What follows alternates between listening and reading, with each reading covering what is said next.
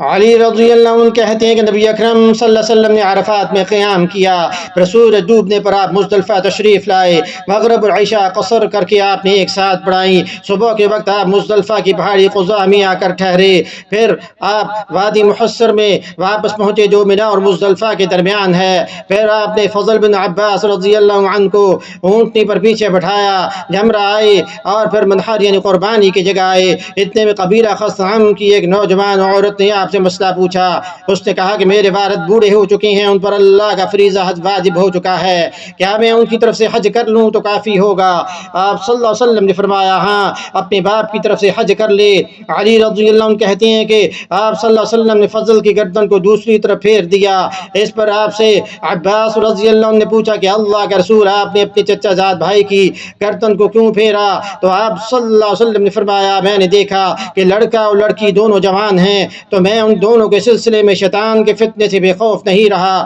اس سے یہ بات پتہ چلی کہ جب نبی کی موجودگی میں حرم شریف میں